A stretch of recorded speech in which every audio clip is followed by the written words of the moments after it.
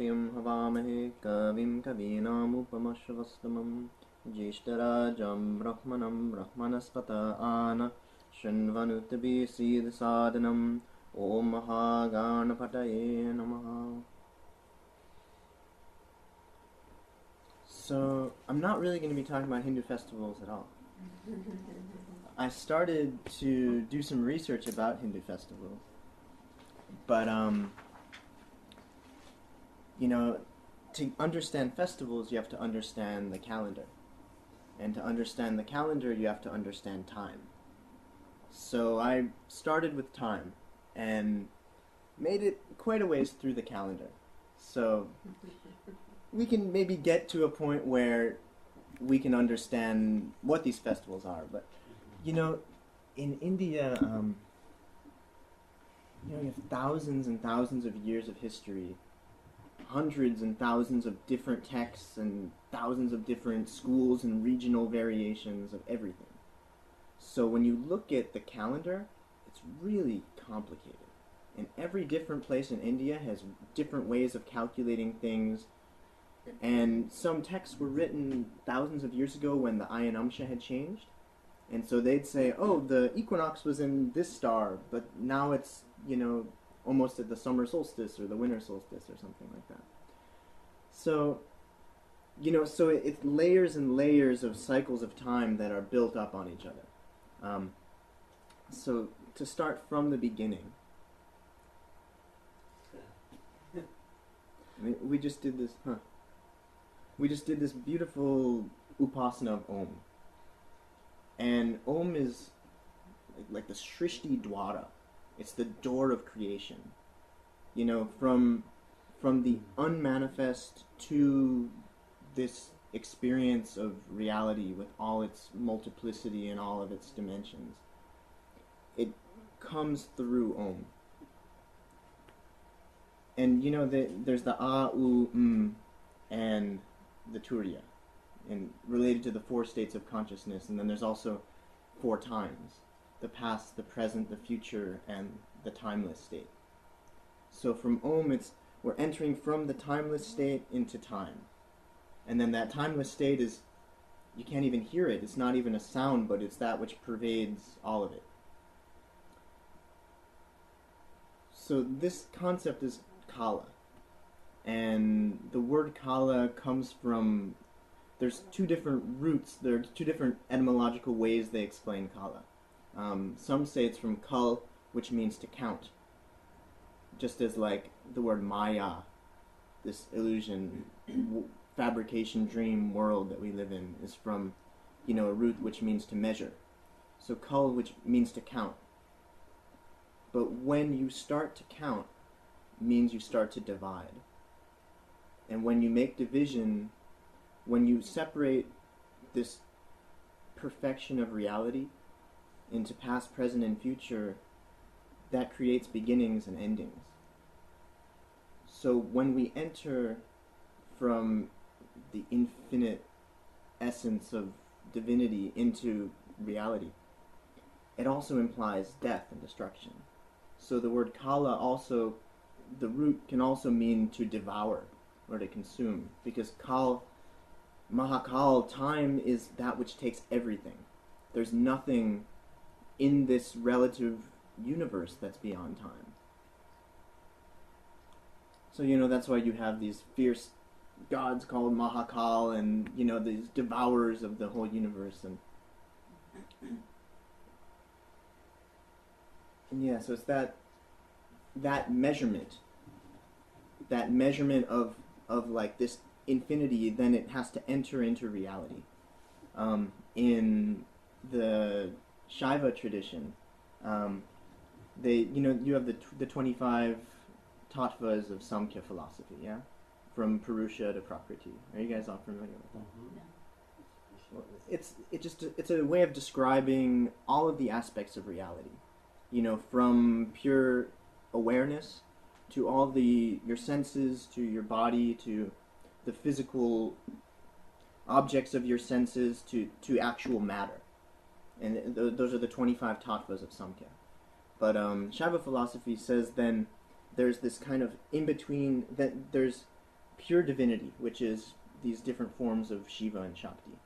And then there's the 25 aspects of matter. And in between, there's these 6 things called kanchukas, which are like the coverings. So... Kanchukas? Yeah.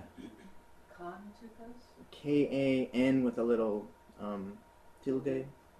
Little swirly line? Yeah. Tilde? C-U-K-A or something. Kanchuka. I don't know. Could be some long vowel somewhere in there.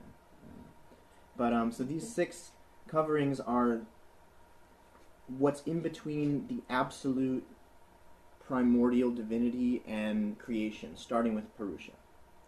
And within that, you know, there's Maya and there's Kala, and there's you enter into space, you enter into embodiment in different ways, you enter into like awareness, but you also enter into time.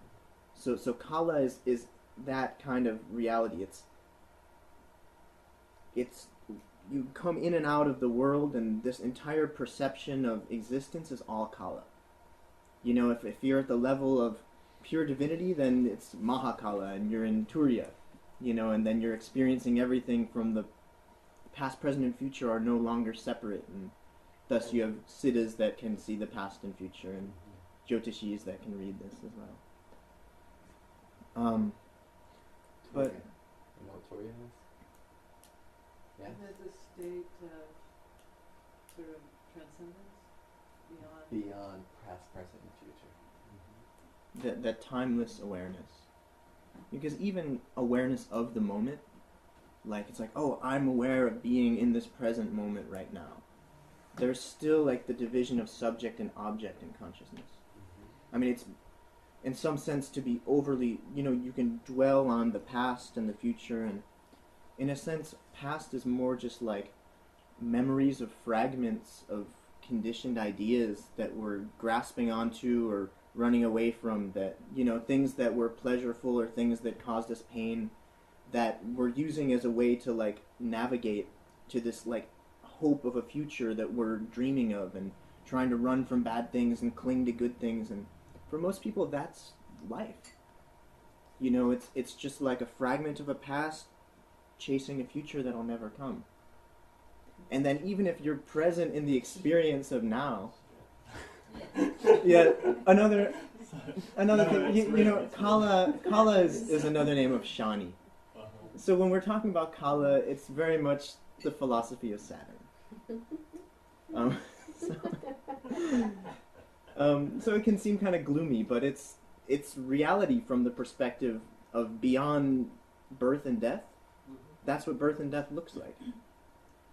You know, but even in this experience of the present, even whatever like love or any kind of amazing feelings of pleasure or pain we experience now, when it's a mind experiencing an object, that's the present time.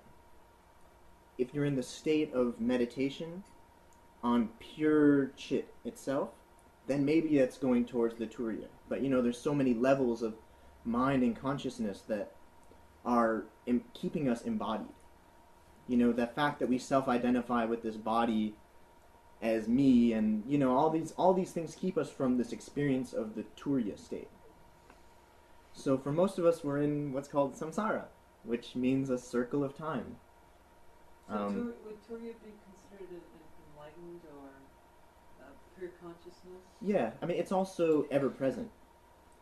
You know, but we're just not necessarily present in its ever-presentness, or aware of it. You know, we're more identifying with the subject-object tattva level of reality, and less with the pure divinity, non-dualistic level of reality. But, and everything I'm saying, this is kind of coming more from a non-dualistic, tantric, philosophical idea. Like, other schools would explain this differently. But that's how I understand things, or try to understand things. So we've entered from Om into this experience of life that we have. And it's like, yeah, what I've said, it's gloomy, there's birth and death and all that, but at the same time, it's also totally perfect. You know, the whole wheel of the Kala Chakra, You know, the wheel of time. Is this year, is this day, the 12 signs of the zodiac, like, these are the limbs of Kala Purusha. Like, this is Bhagawan. So it's samsara if we're caught in it, but it's also like the perfection of divinity at the same time. If you're not caught. If you're not caught. And so, just a couple of things about Kala. In the Gita, in the Bhagavad Gita, Sri Krishna says, Kalaha Kalayatam Aham. Of all measurements, I am Kala. I am time. He says, Kalosmi Lokakshaya Krit. I am time, destroyer of all worlds. And he says, Evam Eva Kshayaha Kalo. I am also the imperishable time. And those are just three mentions in the Gita where Krishna says, I am time itself. So from there, this book, the Vishnu Purana, are you guys familiar with this at all? You know, the author of this book is Parashara. Oh. And it's Parashara narrating to Maitreya, same as in the Brihat Parashara Hora Shastra. So this book, I mean, there's a lot of, all the Puranas and all of the Hindu scriptures have a lot of Jyotish in them. But this one is special because it's the straight Parashari, you know, Upadesha. And in book 2, chapter like And 8 that's my through favorite 12. translation too. What translation? Parimal. What's it called? Parimal Publications. Translated by E.L. Joshi. Or no, translated by H.H. Wilson. So yeah, in book 2, chapters like 9 through 12 or 13, there's really beautiful description of this universe, this world, time, creation, cycles of time, the zodiac. So yeah, I've got a bunch of different Shastras here, and I thought instead of just like talking, be more just reading direct from the Shastras. So just talking about time, I think it was chapter...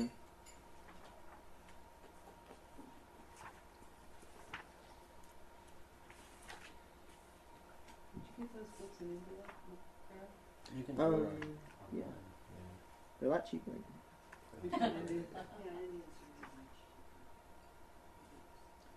From You like know- Vedant books. That publication place sells its own. You can buy directly from them. Actually, Paramount. before we go to Vishnu Paramount. Purana, They're in Delhi. My father's a translator, and he's got a whole team working on different Puranas and organizing, and the son actually is the guy in the office. He's pretty about our age, so. I'll let you know where it is for Ben's going to Shakti Nagar. yeah, it's right in the little neighborhood where all the publishers are. It's like down the road it's from in the Ranjan circle. and- There's a circle in Shakti Nagar, and it's at the circle there. If you go online and just you'll find the actual number address.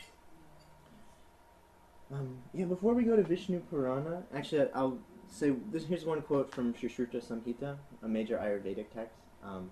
A lot of the books talk about Kala, but I just found this one. I thought it was nice. He says, Kala is the name of divinity, that which is self-born.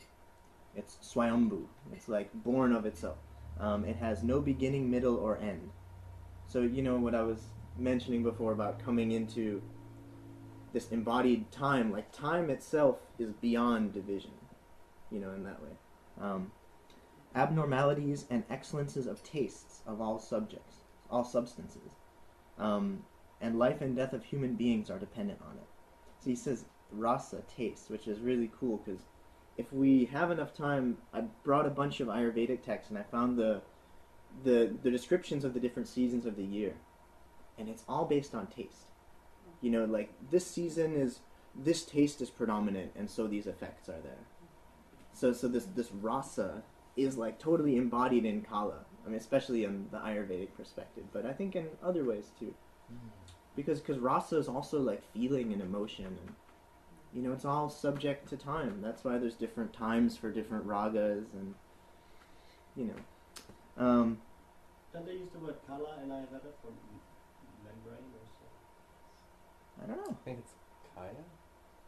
Kaya means a body. Body, yeah. I'm not sure what the word for membrane is. Where the Dhatu Agni lives, there's a Kala. There's also the word kala, which has different. Kala can mean it can mean arts. Like there's 64 kalas. You know, all the different like arts that people would learn in ancient times, music, dance, and poetry, and such things. And it all ties in with time. Yeah, and also another really beautiful meaning of kala is like a ray of light.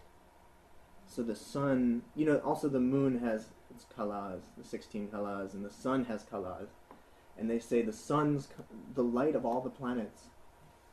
That's actually in Vishnu Purana. It's really beautiful. You know, now in modern astronomy, you say, oh, the light of the moon, the light of all the other planets is actually the light of the sun reflecting off of these things. Well, in Vishnu Purana, they talk about how all of the light from all the planets is coming from these different kalas of the sun. So there's like, the light of the moon comes from the sun's Shushumna kala, which is really beautiful. And when we talk about the seasons, we can read that part. It's really special. Yeah, so it is called, life and death of all human beings and all beings are dependent on it. It is called Kala, since it does not spare even minute things without causing change. So it's also that Kala is eternally transforming. It's always moving. Like the sun, the planets don't stop. I mean, they might appear stationary for a second, but it's the whole nature of being alive is change. And that's also time. Like this present moment is, you know, it's never, you can't fix the present moment. It's always migrating. Like it's always becoming past and future. And so that's part of just being alive, is that embodiment within the present in Kala. So it does not spare even minute things without causing change, since it makes all things into one group, and since it brings about death and destruction of all living beings. So that's Shushruta's view on Kala, which I thought was nice. Then the Surya